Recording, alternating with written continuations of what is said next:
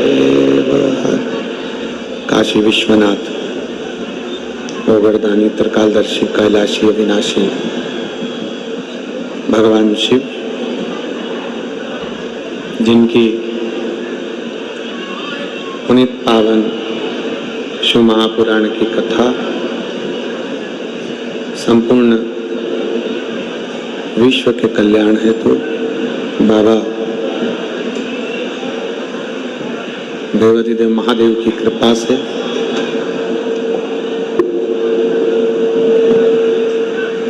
उनकी करुणा से, उनकी उदारता से ये पुनीत पावन पवित्र कार्तिक के महीने में शरद पूर्णिमा के महोत्सव के रूप में भगवान देव की कृपा से, उनकी उदारता से,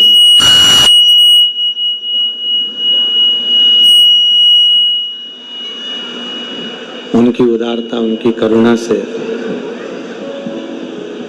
पावन पवित्र चंद्रेश्वर सोमनाथ शिव महापुराण की कथा श्रवण करने का सौभाग्य प्राप्त हुआ है।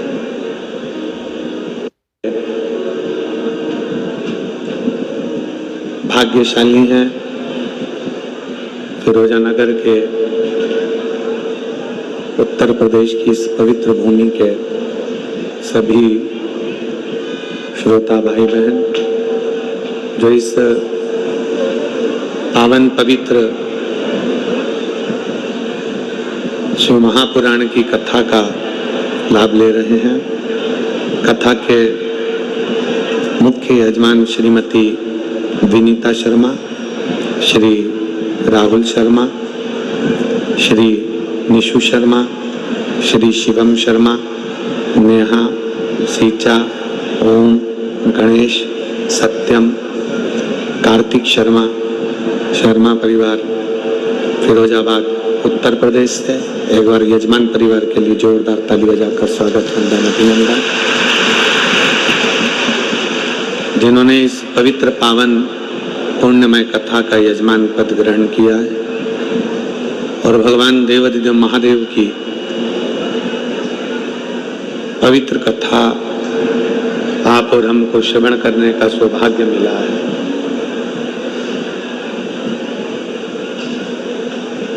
शिव तत्व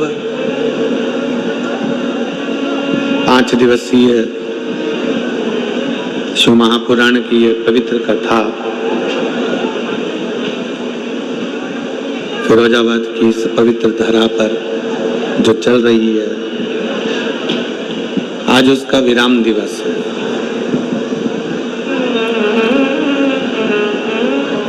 कुछ देर में आप और हम कथा के पड़ाव में आगे बढ़ते चलेंगे। इस मानव की देह में करना ही, क्योंकि मनुष्य का जो शरीर है, मानव की जो देह है, मानव का शरीर, मानव की देह, पूर्व में जो हमारे कर्म किए होते हैं, पूर्व के हमारे जो कर्म होते हैं, उसका भी हमको भोग भोगना रहता है और कुछ नया कर्म कर कर आने वाला जीवन भी संवारना रहता है।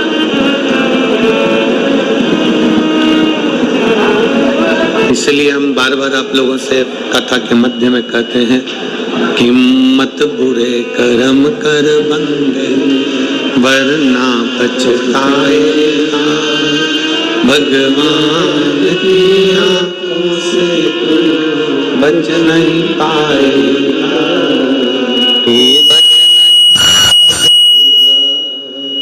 अरे ओ अज्ञानी मत करना दानी, अरे ओ अज्ञानी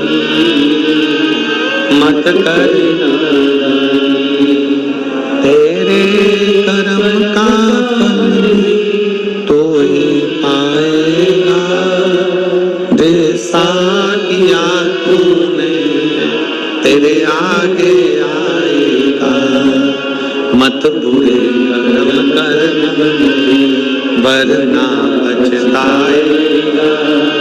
भगवान की आंखों से तू बच नहीं पाएगा, तू बच नहीं पाएगा। संसार में जन्म देने वाला वो परमात्मा आप और हमको अगर मृत्यु लोक में भेजता है, इस पृथ्वी पर अगर जन्म देता है, इस मृत्यु लोक में अगर आप और हमको भेजा गया है, तो कुछ हमारे लिए अच्छा सोच कर ही भेजा हो, कुछ हमारे लिए श्रेष्ठ सोच कर ही भेजा हो।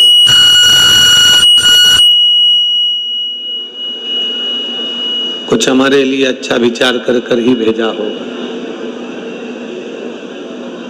एक बगीचे में बहुत सारे फूल लगे हुए हैं। बगीचे के अंदर ढेर सारे फूल हैं, कोई सुगंधित भी है, कोई बिना सुगंध का भी है, कोई अच्छा भी है, कोई बुरा भी है। शिव कथा कहती है, भगवान शंकर का चरित्र कथा है, शिव महापुराण की कथा कहती है। बगीचे में बहुत फूल है, कोई पुष्प सुगंधवान है, कोई पुष्प दिखने में सुंदर है, कोई पुष्प खाने में सुंदर है, कोई पुष्प सुगंध से आनंदित है, कोई पुष्प देखने में अच्छा नहीं लगता, कोई जहरीला होता है, कोई कैसा होता है।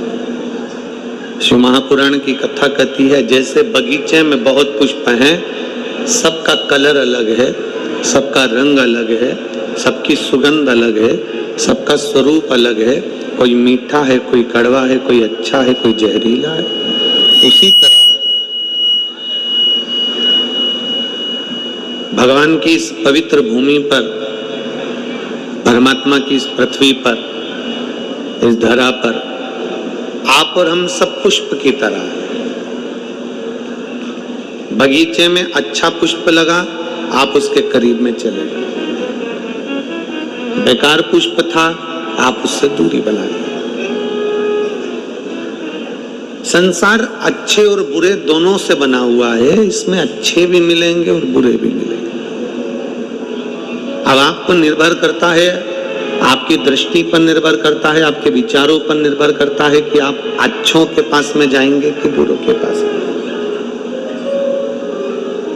आप श्रेष्ठ के पास जाएंगे कि अनश्रेष्ठ के पास जाएंगे।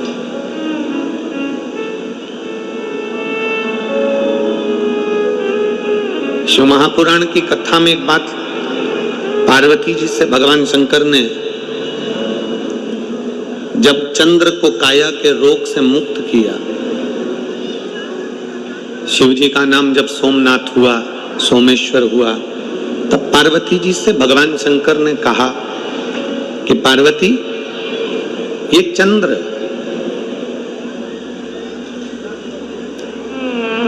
पूर्व में जब तुम सती थी, दक्ष प्रजापति के घर में तुम जन्मी थी, माता प्रसूति के गर्भ से तुम्हारा जन्म हुआ था, तुम्हारी 27 बहनें इस चंद्र के साथ भी आई थी। ये तुम्हारी बहनों का पति है।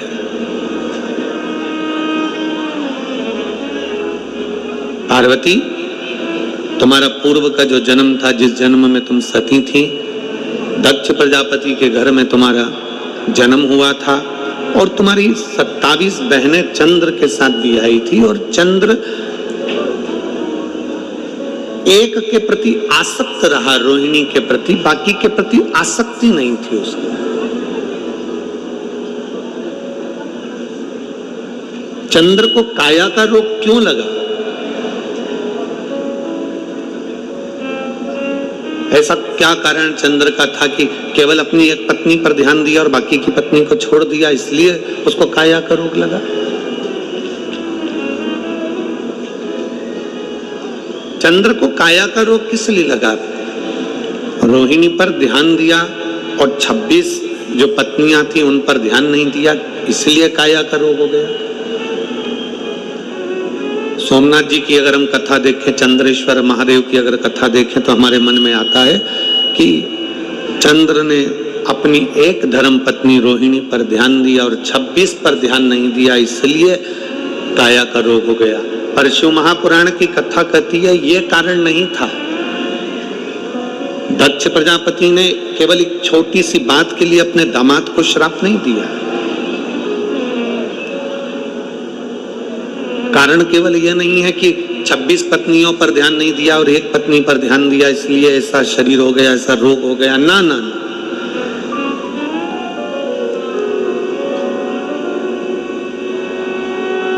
भगवान शंकर कह रहे हैं पार्वती रोग का कारण केवल इतना सा था कि 27 पत्नियों में से एक रोहिणी को चंद्रदेव ज्यादा चाहते थे, 26 को नहीं चाहते थे।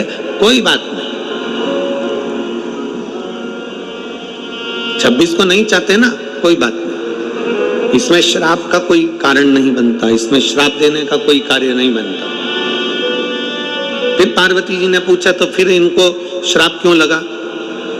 मेरी बहन के पति चंद्रदेव को श्राप क्यों लगा? तो भगवान शंकर ने कहा पार्वती, उनको श्राप लगने का कारण केवल इतना सा था, तुम एक पत्नी को चाहो मना नहीं, 26 को तुम ना चाह रहे हो कोई बात नहीं, पर 26 का अपमान तो मत करो। 26 को अपशब्द तो नहीं कहिए, 26 की निंदा तो न करिए। आप अपनी पत्नी को चाहो मना नहीं है, पर बाकी का अपमान तो ना किया जाए।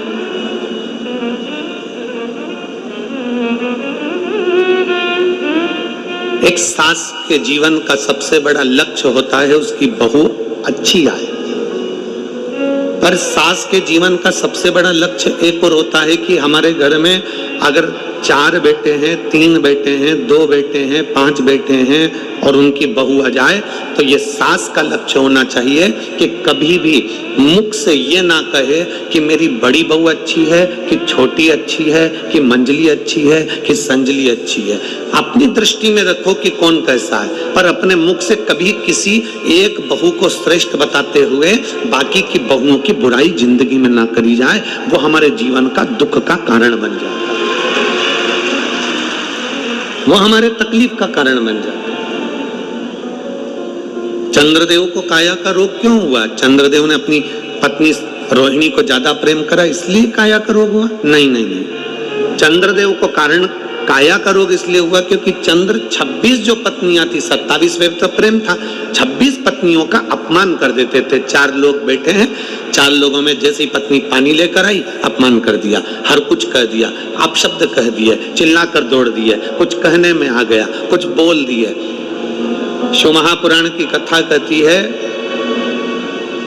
अगर किसी ने कोई गलती करी है तो उसके कानों में जाकर कहिए कि तुमने ये गलती करी है।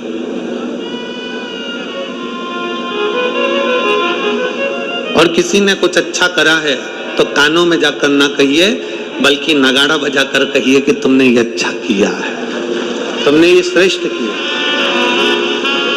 26 पत्नियां जब पानी लेकर आती, चंद्र तब चिल्लाकर दौड़ते। 26 पत्नियों में से एक पत्नी जब पंखा डोलाती, चंद्र जब चिल्लाकर दौड़ते।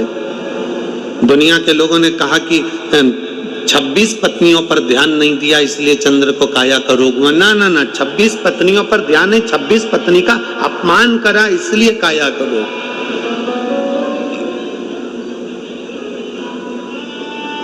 चंद्रदेव सभा में बैठकर हमेशा कहते थे तुम मुझे जानती नहीं हो,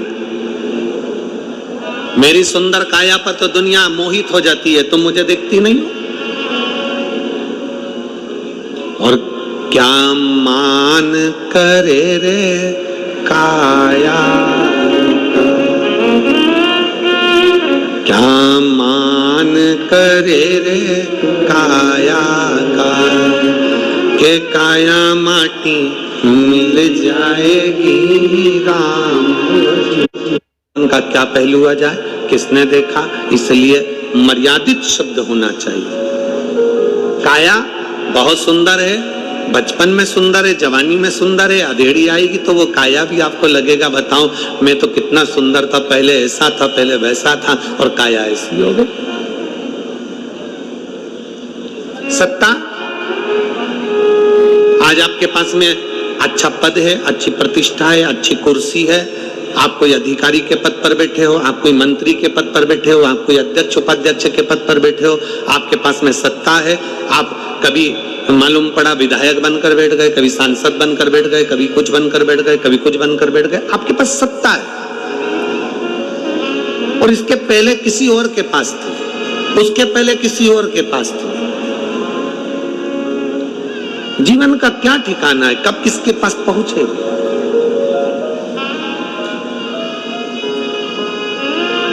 धन, वैभव, सत्ता और यौवन अर्थात अपना शरीर एक जैसा नहीं रहा।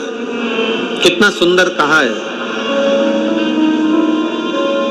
जिंदा रहने के लिए भोजन जरूरी है। जिंदा रहने के लिए जम के बोलो जरा, भोजन जरूरी है, पर भोजन से ज्यादा जरूरी है पानी। बोलो सही है, जम के बोलो जरा, सही है।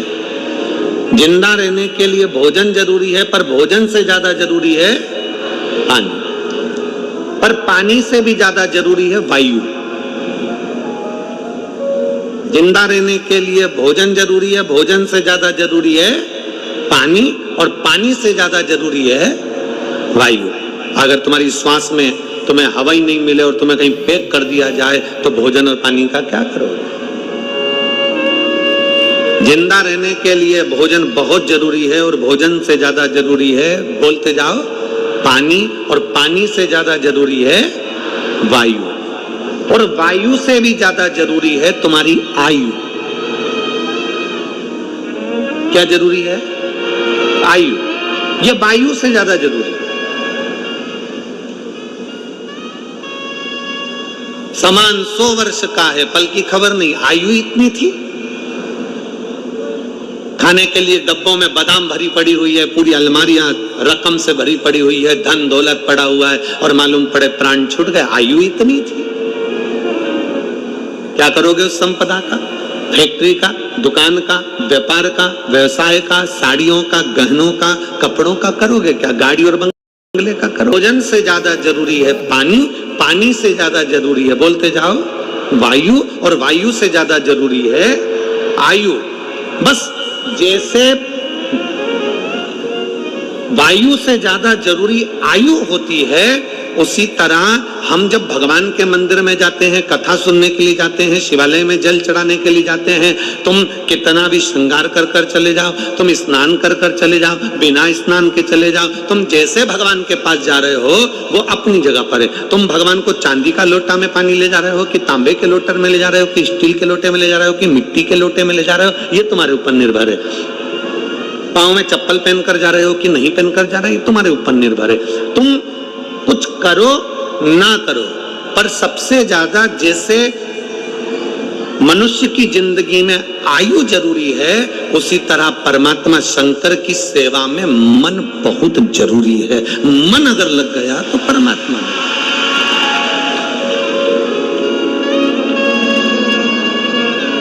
मन नहीं लगा तो परमात्मा है ही नहीं। एक महिला ने एक पत्र लिखा है,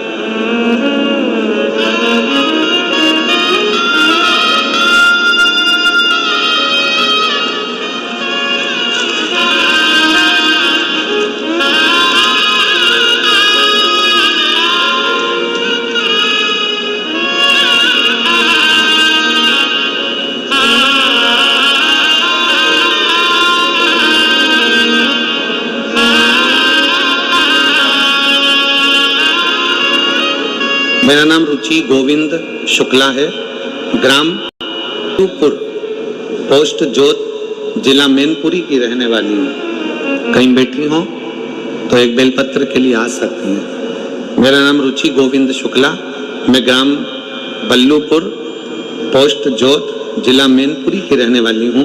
एक लोटे जल का मैं क्या गुणगान करूं गुरुदेव। एक दिन मेरे पेट में दर्द हुआ, दूसरे दिन मैं मैनपुरी गई और अल्ट्रासाउंड कराया।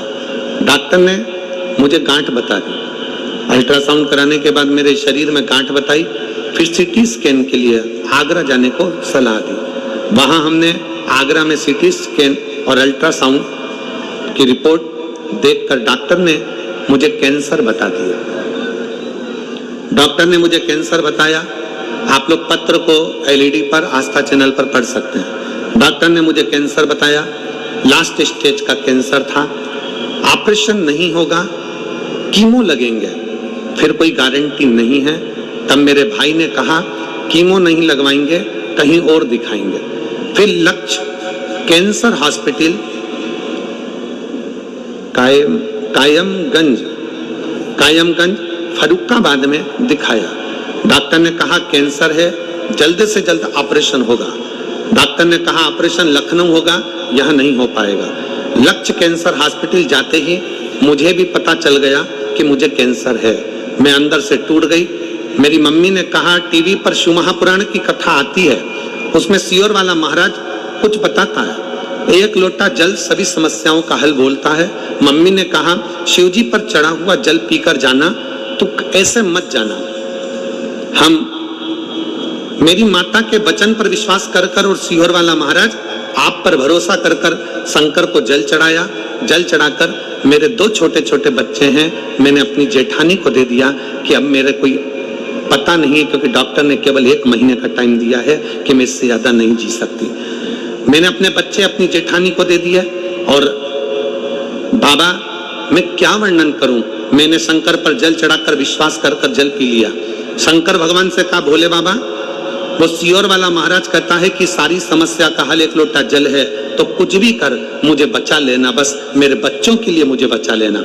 मैं कैंसर हॉस्पिटल में पहुंच गई लखनऊ के, और ऑपरेशन का समय आ गया।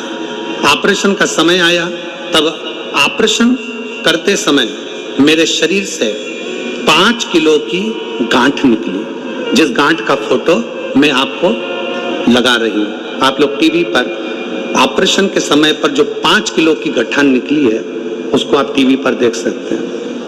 ऑपरेशन के समय पर जो 5 किलो की गठान निकली है, वो 5 किलो की मेरे शरीर में गांठ निकली, और ये गांठ का फोटो उसने साथ में लगाया है।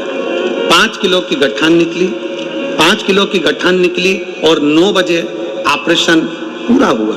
5 किलो की गठान निकलने पर डॉक्टर ने कहा यह कैंसर बहुत बड़ा है, फिर से जांच होगी। गुरुदेव, मेरी मम्मी शंकर जी के मंदिर से नहीं हिली और श्री शिवाय नमस्तुभ्यम का जाप करती रही। शंकर जी का जाप करती रही, हिली नहीं। श्री शिवाय नमस्तुभ्यम गुरु जी कोई मुझसे पूछे कि इस मंत्र में क्या है, 5 किलो की गांठ डॉक्टर ने पहले बोल दिया कैंसर, और वही गांठ का टुकड़ा फिर जांच के लिए गया। डॉक्टर ने कहा तुम्हें 100% कैंसर है, पर जैसे ही जांच वापिस होकर आई, डॉक्टर ने कह दिया तुम्हें 1% भी कैंसर नहीं है। मैं बाबा को धन्यवाद देने के लिए आई।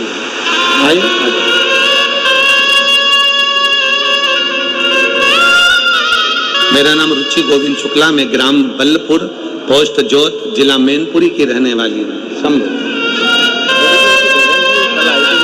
आपकी बहन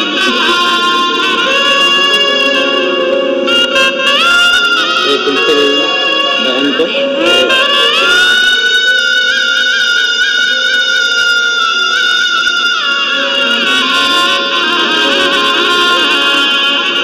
एक शिव भक्ति, एक विश्वास, एक भरोसा।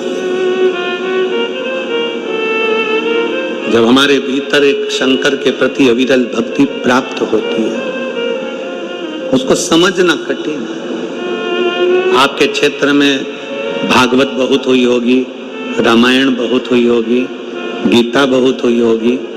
आपके क्षेत्र में भंडारे भोजन सब हुए होंगे, यज्ञ अनुष्ठान भी बहुत हुए होंगे, और आपके क्षेत्र में जो ये 5 दिवसीय शिव महापुराण की कथा हुई है,